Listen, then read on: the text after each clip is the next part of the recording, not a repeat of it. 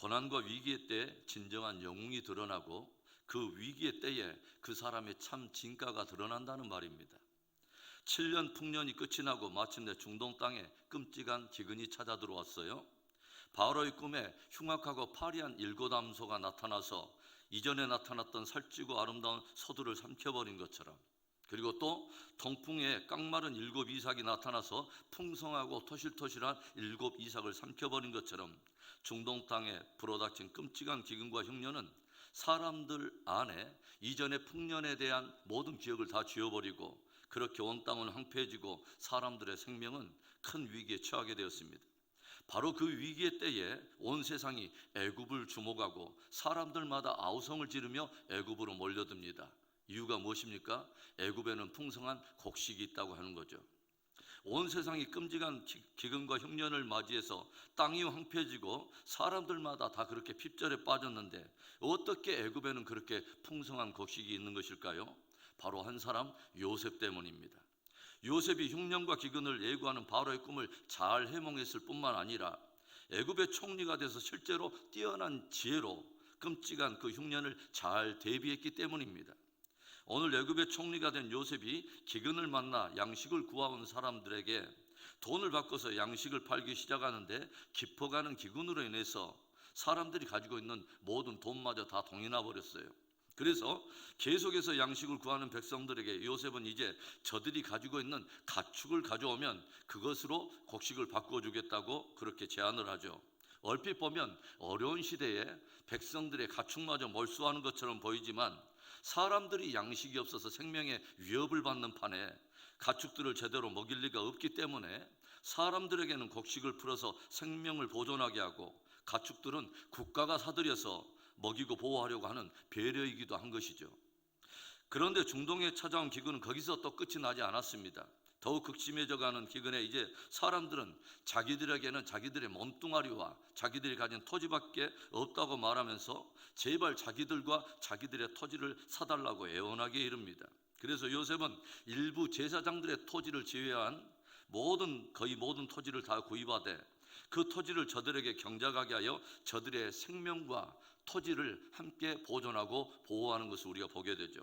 조용히 묵상해 보면 묵상해 볼수록 이 난세, 이 위기에 요셉의 참 보배롭고 그 요셉을 미리 준비하여 어려운 위기의 때 사람들의 생명을 보존하고 생명을 구하신 하나님의 은혜와 능력이 참으로 위대하다는 생각을 하게 됩니다. 요셉의 생애를 조명해 보면서 우리는 몇 가지 신앙적인 도전을 받게 되죠. 먼저 첫째로는 일상의 삶 속에서 충성과 성실이 위기 속에서도 빛을 발한다는 것입니다. 여러분, 애굽의 전 국가적인, 아니 중동과 거의 세계에 불어온 그 총체적인 그 기근과 흉년의 엄청난 위기 상황 속에서 어떻게 요셉은 그 놀라운 지혜를 발할 수 있었을까요? 풍년의 때 양식을 잘 비축할 뿐만 아니라 흉년의 때 양식을 잘 나누어 주면서 가축뿐만 아니라 토지를 관리하는 그의 능력에 이르기까지 요셉이 보여주고 있는 지혜는 참으로 놀랍습니다. 도대체 그 지혜는 어디에서 비롯된 것일까요? 그것은 일상의 삶 속에서 보여줬던 그의 충성과 성실함이 위기의 때 빛을 발했다고 하는 거죠. 요셉은 이미 보디발의 집에서 그의 성실과 충성함을 인정받는 것을 우리가 알게 되죠. 하나님 없는 보디발이지만 요셉이 맡겨진 일을 잘 관리하고 성실을 다하는 것을 인정하고서 집의 제반 업무를 다 그 이방에서 끌려온 종인 이 노예인 요셉에게 다 맡겼습니다. 뿐만이 아니죠. 감옥에 갇혀 있을 때도 간수장이 죄수들을 관리하는 모든 일들을 다 제반 업무를 요셉의 손에 일임하는 것을 우리가 봅니다. 무슨 말입니까? 간수장은 요셉의 일상의 삶 속에서 그의 성실과 충성됨을 보았고 그가 맡겨진 일을 잘 관리하는 지혜를 인정했다고 하는 것입니다. 성경은 우리에게 들려줘요. 누가복음 16장 10절에서 지극히 작은 것에 충성된 자는 큰 것에도 충성되고 지극히 작은 것에 불의한 자는 큰 것에도 불의하느니라. 무슨 말이에요? 작은 일 맡겨보면 금세 드러난다는 거예요. 작아 보이는 일 어떻게 처리하는가를 보면 큰 것을 맡겨줄 때도 그 사람이 어떻게 할지를 알 수 있다고 하는 것이죠. 하나님께서는 작은 일에 충성하고 성실한 요셉을 들어서 이제는 큰 것, 온 애굽과 중동 땅에 불어닥친 그 위기적인 그 상황을 돌파하는 일을 맡기셨고, 그 위기 속에서도 더욱 요셉은 그의 성실과 충성됨이 빛을 발하더라고 하는 거죠. 2달란트, 5달란트 받아서 충성을 다했던 종들에게 주인이 칭찬하며 들려주었던 말을 여러분 기억하십니까?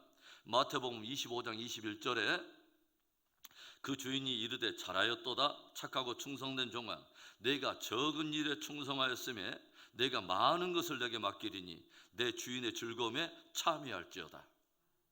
일상의 삶 속에 맡겨진 작아 보이는 일들, 주께서 우리에게 맡겨진 그 작아 보이는 사명들 잘 감당함으로 그 성실과 충성됨이 늘 빛을 발하여 위기의 상황 속에서도 주께 존귀하게 쓰임받는 축복된 저와 여러분 되기를 축원합니다. 우리들이 요셉의 생애를 또 조명해 보면서 얻게 되는 신앙적인 도전이 뭐예요? 둘째로는 일상의 삶 속에서 관용과 섬김이 위기 속에서 빛을 발한다고 하는 것이죠. 저는 요셉이 양식을 사람들에게 나눠줄 뿐만 아니라 지금 만나서 당장 끼니를 걱정해야 하는 저들이 자기들이 기르는 가축들을 먹일 능력이 없다고 하는 것을 깊이 헤아려 주면서 그 가축들을 사들여 먹이고 보호하는 것을 보면서 마치 노아의 방주를 한번 생각을 해보게 돼요. 하나님께서는 방주 안에 노아의 가족들의 생존만을 위한 공간이 아니라 방주에 나오는 모든 가축들과 동물들과 생물들이 거주할 공간들을 함께 만들게 하시고 홍수를 지나기까지 저들과 함께 먹을 수 있는 양식을 비축하도록 주님께서 준비를 시키죠. 요셉이 양식을 풀어서 사람들의 생명을 살릴 때 요셉은 자기를 팔았던 자기의 형제들까지도 아낌없이 베풀고 섬기는 것을 우리가 봅니다. 아마도 요셉은 자기를 종으로 부렸던 보디발과 심지어 자기에게 누명을 쓰여서 감옥을 가게 했던 보디발의 아내에게도 아낌없이 베풀었을 거예요. 아마도 그 요셉은 자기가 꿈을 해몽해 준 대로 복직되었음에도 불구하고 자기의 베풀었던 은혜를 잊어버렸던 술 맡은 관원장에게도 잘 섬기고 베풀었을 거예요. 낳은 새가 영웅을 만든다고 말을 하는데, 낳은 새가 만들어내는 그 영웅은 낳은 새를 귀에 삼아서 자기의 힘을 얻고 그것을 과시하고 사람을 억압하는 그런 사람이 아니라 자기에게 실려진 권위와 힘과 지혜로 많은 이들을 섬기며 살리는 생명의 사람을 말하는 것입니다. 우리는 요셉의 일상의 삶 속에 가졌던 그의 관용과 섬김이 위기의 때 진짜 빛을 발하는 것을 우리가 보는 것이죠. 지극히 작은 일에 충성하는 자가 큰 일에도 충성하리라 말씀하신 주님께서는 지극히 작은 자에게 하나에게 한 것이 곧 내게 한 것이니라 도전을 하십니다. 일상의 삶 속에서 만나는 이마다 관용과 섬김으로 대하고 저와 여러분 까닭에 많은 사람들이 살아나고 회복되고 세워지는 은혜가 있기를 축원합니다. 우리들이 요셉의 생애를 조명하면서 또 얻게 되는 신앙적인 도전이 뭐예요? 마지막 세 번째로는 일상의 삶 속에서 하나님을 경외하는 신앙이 위기 속에서 참 빛을 발하더라고 하는 거죠.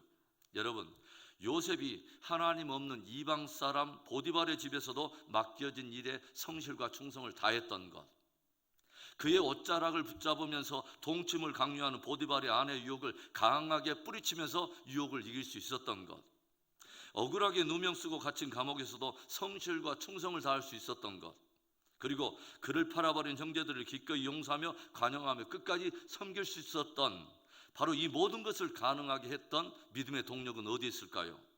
일상의 삶 속에서 요셉이 하나님을 깊이 경외했다는 것입니다. 요셉의 보배롭고 탁월한 그의 영성은 어떤 상황도 항상 하나님의 주권 아래 놓고 반응한다는 것입니다. 그 어떤 상황도 하나님의 임재를 전제로 두고 생각하며 반응한다는 것이죠. 제가 말씀을 드리지만 사람들이 어떤 불의를 행하려고 하면 불의를 행하기 전에 먼저 하는 일이 있습니다. 마음과 양심에서 하나님을 없애는 것입니다. 하나님을 제거해버리고 나면 걸릴 것이 없기 때문에 이제는 자기가 주인이 돼서 자기 욕심대로 탐욕을 채우고 자기 욕심대로 마음껏 복수하고 억압하고 불의를 행할 수 있는 것이죠. 요셉이 보디발의 아내에게 했던 말 여러분 기억하시죠? 내가 어찌 이 큰 악을 행하여 하나님께 득죄하리까? 요셉은 자기와 보디발의 아내만 있는 상황 속에서 하나님을 의식하고 있다고 하는 거죠. 하나님이 보고 계신다는 거예요. 하나님은 아신다는 거죠. 요셉이 큰 위기 상황 속에서 존귀하게 쓰임받는 것은 이렇게 매일 그의 일상의 삶 속에서 하나님을 경외하는 신앙이 위기의 상황 속에서 빛을 발했다고 하는 것입니다. 사랑하는 성도 여러분, 하나님은 우리들을 일상에서 달아보십니다. 하나님을 경외하는 까닭에 오늘의 지극히 작아 보이는 그 일 속에서, 지극히 작아 보이는 그 시간 속에, 그 작아 보이는 그 사람에 대해서 성실과 충성을 다함으로 위기의 때, 정말 마지막 이 위기의 때 존귀하게 쓰임을 받게 되는 저와 여러분 축복된 신앙 되기를 주의 이름으로 축원합니다.